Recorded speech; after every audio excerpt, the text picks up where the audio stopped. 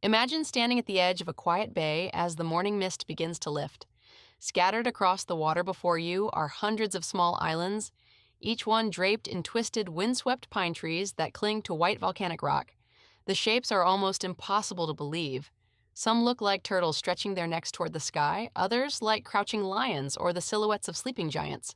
Poets have stood exactly where you are standing now and struggled for words. Japan's greatest haiku master, Matsuo Basho, made a special journey here in 1689 and, faced with this view, reportedly fell silent, unable to write a single poem about it. When a man who spent his life reducing the world to 17 syllables cannot find the words, you know you are somewhere extraordinary. Welcome to Matsushima Bay. Welcome to Walking Tour of Japan, a podcast dedicated to bringing you a new adventure somewhere in Japan with every episode. Each week we'll travel to a different destination, from ancient temples and stunning gardens to fascinating cities, historic landmarks and hidden gems tucked away across this incredible country.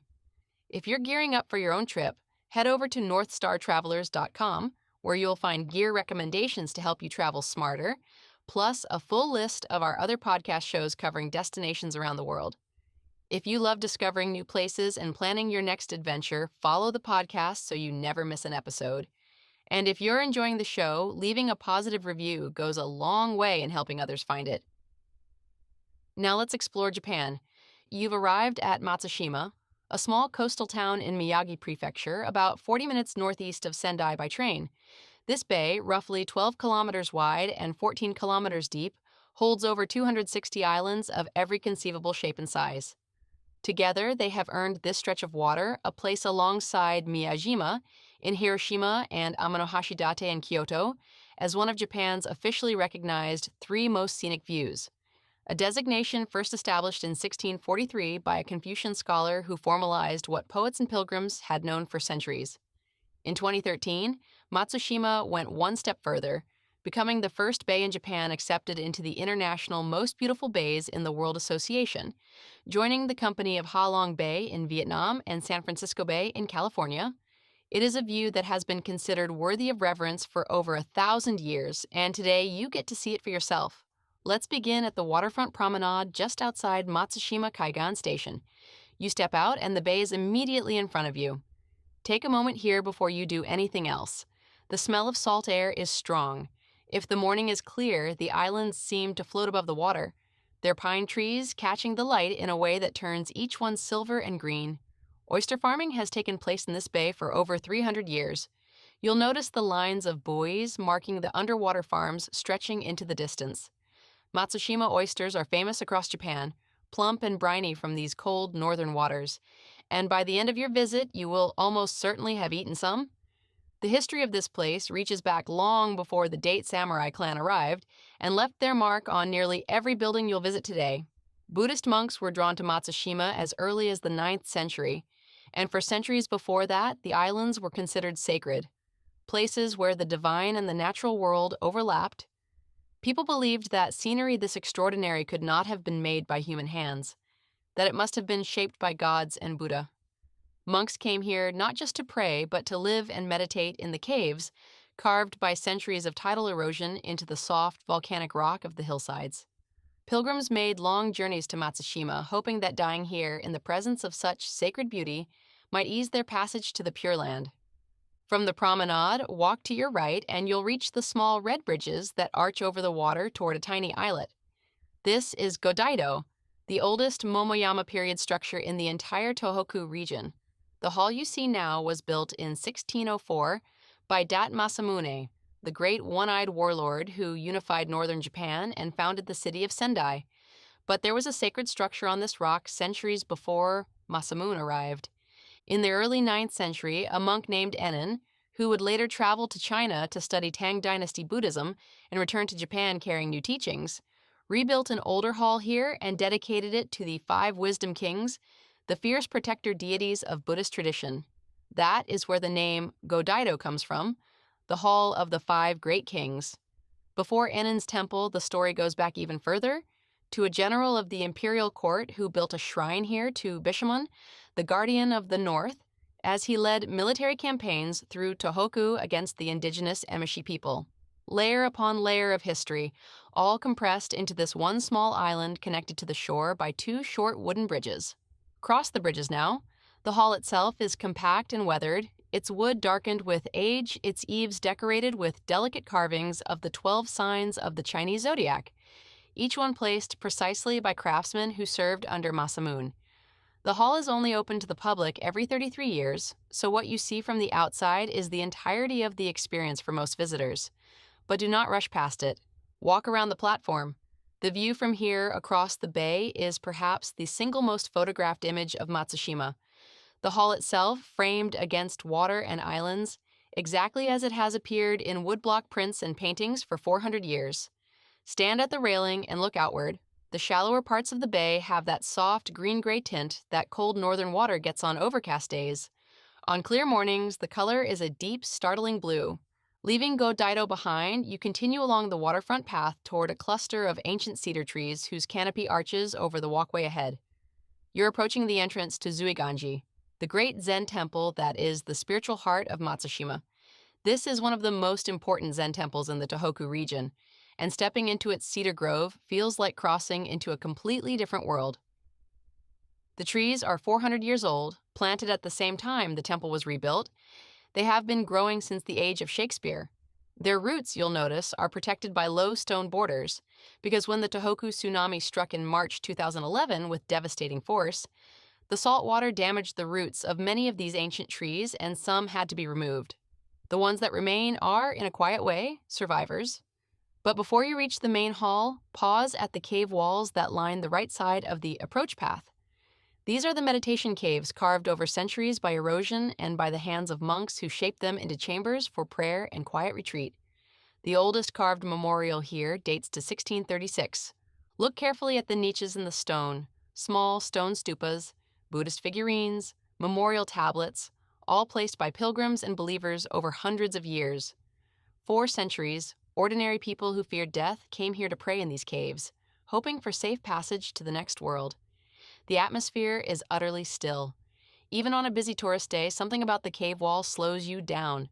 Now continue forward into the main compound. The entrance to Zuiganji was founded in 828 by the monk Enin, the same figure who built Godaido, and for centuries it served as a Zen training monastery.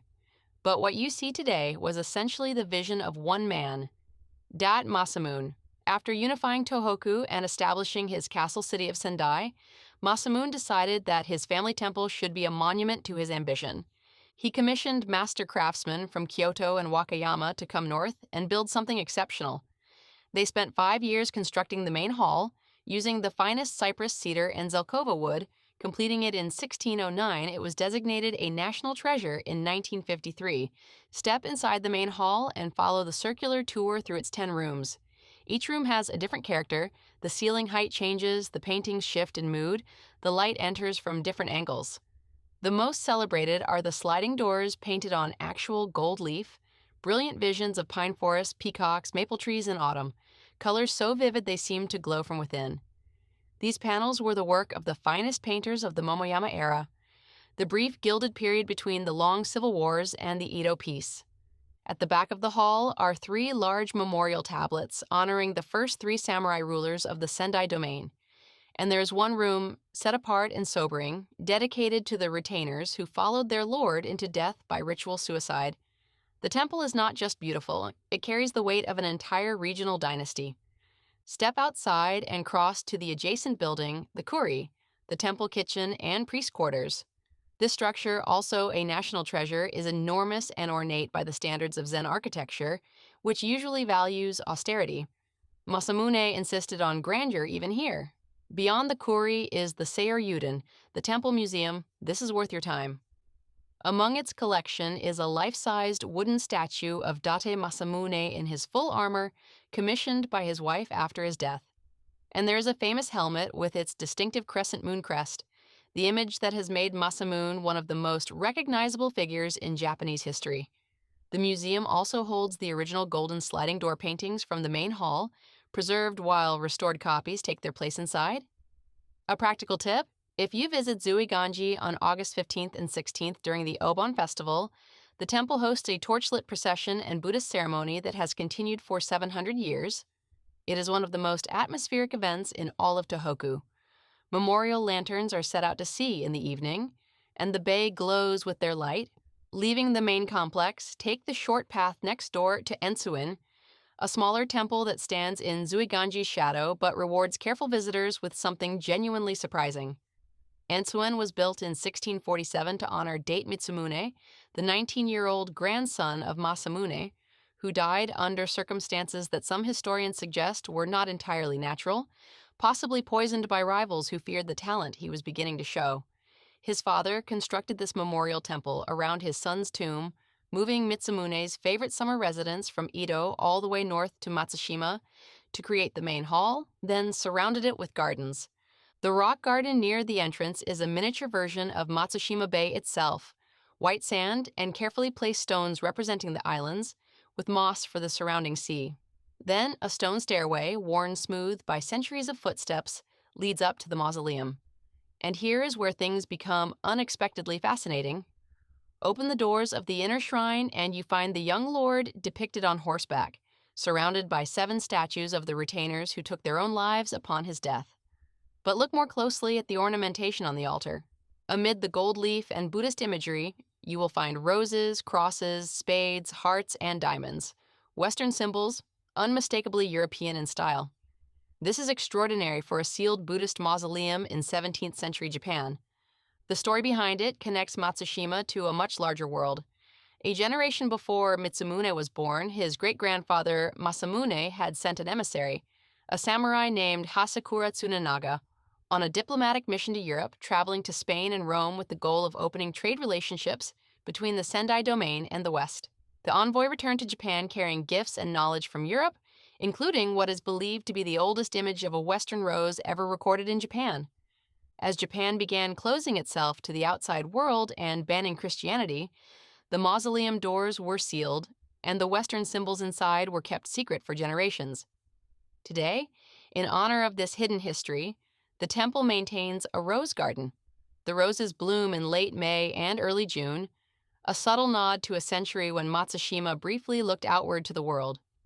From Entsuin, take the path that leads down toward the bay and the historic Kanrantei Tea House.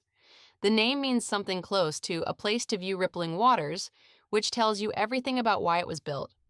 This small pavilion was originally constructed in Kyoto and gifted by Toyotomi Hideyoshi, the great unifier of Japan before the Tokugawa era, to the Date clan, then relocated to its current position overlooking the bay by Masamune's son. Inside, 21 painted fusuma panels from the Edo period decorate the walls, designated as an important cultural property. The building is small and the proportions are intimate. It was designed for one person or a few close companions to sit and contemplate the view. In the Edo period, it was known as the Moon-Watching Palace, and on clear nights, the Lord would sit here watching the moon rise over the Pine Islands. You can do the same. Take matcha green tea with a small seasonal sweet and simply watch the water for a while. This is exactly the kind of place most visitors rush past, but if you have time for nothing else after the temples, make time for this. From Kanrantei, continue east along the shore path toward Fukuurajima. A long, arching red bridge, nearly 200 meters of it, connects the mainland to this island nature reserve, and crossing it costs only a small toll. On the far side, a network of walking trails winds through natural forest, offering views back across the bay from different angles and elevations. If you climb to the highest observation point on the island, you get something you cannot get from the waterfront: the full panoramic sweep of the bay from above, islands in every direction, the pine trees of Matsushima curving away into the distance. This is the view that painters have been trying to capture for 1,000 years. In autumn, the trees on the island itself turn red and gold, and the combination of fall foliage and island-dotted bay is almost overwhelming. One more practical note: consider taking the bay cruise before or after your land visit. The boats run year-round from the pier near Godaido, with routes circling the bay or running one way to the city of Shiogama further south. From the water, you see the islands from angles that are impossible from shore, and the audio commentary points out individual islands with names like Turtle Island and Whale Island. Formations that do, with just a little imagination, resemble their names with uncanny precision. The most popular times, weekend afternoons in cherry blossom season and autumn leaf season, draw large crowds. If your schedule allows, the first morning departure is quietest and the light is best. Now take a moment simply to stop. Whether you're standing at the Kanrantei railing, sitting at the edge of Fukuurajima with the wind off the Pacific in your face, or watching the water from the window of a seafood restaurant, let what surrounds you settle in. Matsushima has been receiving visitors for over 1,000 years. Monks came here seeking enlightenment. Samurai lords came here to build legacies in stone and gold. A haiku poet came here and, for once in his life, could not find the words. And now you have come too. Another traveler standing before this view that has somehow outlasted every empire and earthquake and wave that has rolled through these islands. The pines are still here, the bay is still here, and for a little while, so are you. For places to eat, Santori Chaya is a well-regarded seafood restaurant near the port that has been operating for over 50 years, known for its Matsushima conger eel bowl and local oysters served raw, grilled, or fried. The bay views from the upper seating area are a bonus. During winter months, the Matsushima Tourism Association runs an oyster shack where, for a set price and a limited time window, you can eat as many charcoal grilled oysters as you can manage. It runs from late October through mid-March and is exactly as good as it sounds. And if you want tea and a rest between temples, the Kanrantei Tea House serves matcha with seasonal sweets in a setting that is genuinely historic. Some nearby sites worth building into your trip: Sendai, just 40 minutes south by train, is the largest city in the Tohoku region. Explore its tree-lined boulevards and try the local specialty of beef tongue, one of the most satisfying things you will eat in Japan. Hirizumi, about an hour and a half north by train, was once a rival to Kyoto in grandeur and is now a UNESCO World Heritage Site, home to the golden Godaido Hall at Chusanji Temple, one of the most spectacular interiors in Japanese architecture.